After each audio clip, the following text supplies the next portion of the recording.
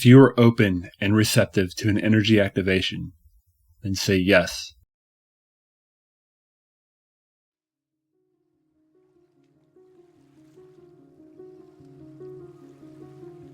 A door opens. Tia's father comes out of their main dwelling.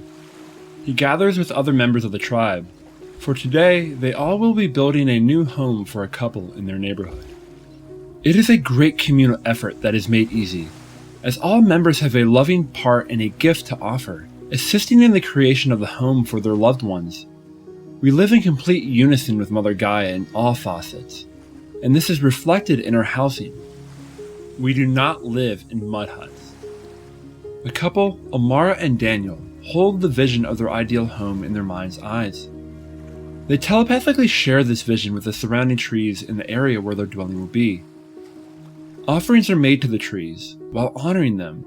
This will also provide the right sustenance for the trees to expel the necessary energy to conform to what is desired. After a while, the trees bend, shape, and knot together, forming the basis of their ideal vision.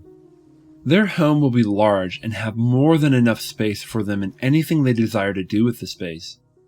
High vaulted arched ceilings travel down the length of the structure. The dwelling is long with ornate designs similar to that of elven architecture that we of today have seen in movies. Natural forms of plaster for external paneling infused with powdered crystals are fabricated by other members of the tribe. The plaster paneling placed on the outside has an off-white eggshell-like appearance. These are placed over and between the spaces of the trunks.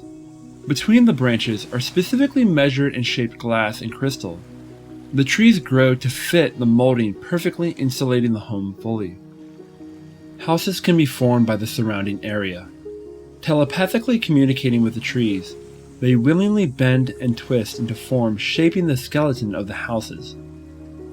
Crystals and glass are shaped to fit the spaces between the branches to make windows and light-activated walls. The multicolored windows mixed with the crystal's energy provide therapeutic vibes for each area of the dwelling, specifically designed for the intended use of the space. An example, areas that would be used in the morning would have higher frequency colors like yellow, and crystals like clear quartz to let in more sunlight. Other areas we would dine in would have red to stimulate appetite. Areas like the bedroom typically would have cooler tones and shades to aid in deeper sleep, with obsidian for energetic protection. The color within and around our living spaces is important, as it has an impact on our mood and energy. Instead of cutting down trees in one area and then shipping that wood to another area and using that wood to build there after those trees were cut down, this is a far more harmonious and energetically efficient way of building our homes. The needless misplacement of things is no longer. Their kitchen will grow the majority of their food from the multi-purpose trees that form the structure, and even shelving, replacing cabinets of old. They may pick what they need right off the walls each day. Houses are perfectly insulated through new forms of organic fiber that are grown between the walls. The fronds of the trees can be used as walls that bend, and shape naturally, and even open to let in fresh air and light. The branches' leaves can even instinctually cover the outside of the windows for privacy, shading with curtain-like qualities. Flooring tiles are laid within the foundation are strong yet soft and energetically grounding. Natural springs are irrigated and run through the dwellings for clean water sources and plumbing. And beautiful, elaborate fabrics, furniture, and art are cultivated by members of the tribe, decorate the housing within. Rooms are spacious and designed structurally to maintain the perfect temperature and energy. In areas of the world that experience hot and cold seasons, the living houses can shift accordingly to accommodate the perfect temperature for each room. All dwellings are energetically shielded by sheer intention, keeping out all dust, dirt, insects, and anything undesired. Precious metal nodes are placed within areas of each structure, designed to light and power anything with the intentions and bioenergy of the individual around. The reintroduction of zero-point energy generators are worldwide and commonly used. Though the most common generator is us, we are the technology, and with our own energy we power everything in our lives. This does not siphon from us, as we are pure infinite energy ourselves, tapped into divine source unhindered. The bedrooms have the most luscious and beautiful decor. Beds are infused with healing technology and materials, so when we sleep, we are more than rested. We are rejuvenated and healed each night. Similar to Tia's mother and father's dwelling, Amara and Daniel will have separate bedrooms. Having one's own space gives each individual their space to reset and maintain their own individuality, as many partners have lost themselves in the past. In the past, we lived in segregated homes gridded in artificial neighborhoods, where we barely knew our own neighbors. A couple both working 9-to-5 jobs didn't truly have the energy, time, and attention to raise, guide, and empower their children, while remaining sovereign individuals and give themselves what they needed. Generations that wanted everything couldn't sustain themselves with the way things were working. It truly takes a village. Now the entire tribe tends to each other. The children are held by the hands of the many, as roles are rotated out. Typically, the longest incarnated individuals tend to the children and impart their vast knowledge and experience from countless decades, as the younger adults, who would be considered more able-bodied, tend to the many other passions of the tribe as well as personal welfare. All neighborhoods are energetically shielded, keeping an ideal biodome-like environment. Tia's tribe steads in what was southern Canada, and right now it is winter. The tribe collectively desires to be warm, so the current temperature within the tribe neighborhood is 22 degrees Celsius. Each tribe is self-sufficient and sovereign.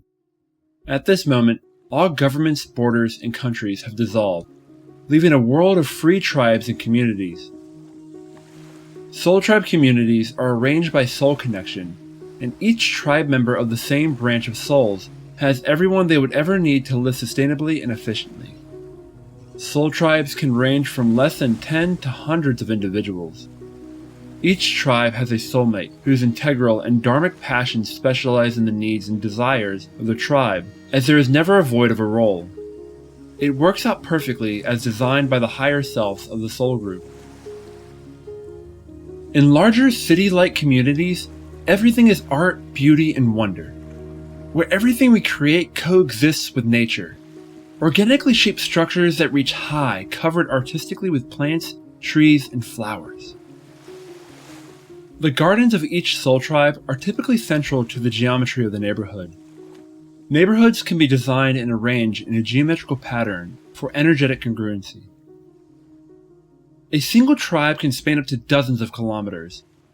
Though part of a tight soul group, many wish to have privacy.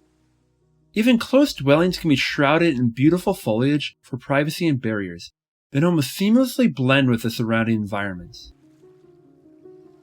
Where we stead our soul tribe communities aids Mother Gaia energetically, offering the perfect energy for us and what we need and desire, as well as giving Mother Earth everything she needs. We are all guided and strategically placed perfectly around her. This is ever-changing and constantly fluid. As we live hundreds to thousands of years, many tribes will move after a generation or two from the same location. This constant movement distributes the energy we share to the world and other neighboring tribes in perfect clock-like fluidity. Once a tribe moves from a location, the organic dwellings will be easily taken back by Mother Earth. Building homes is a celebratory occasion as well. With music, drinks, food, and more, the whole tribe comes out to partake in this communal event. Everyone has their specific strategy and gift to offer, whether physically, ideally, creatively, and energetically has a puzzle piece to share. At the very end of Amara and Daniel's home's creation, as the sun begins to set, the final touches are made by those closest to the couple. Amara and Daniel, with their eyes closed, are guided by their friends, walking them to the front of their new forever home. They both open their eyes. With wonderful and inspiring tears, it is everything they imagined and more. As they walk towards their house, a door opens. End of chapter.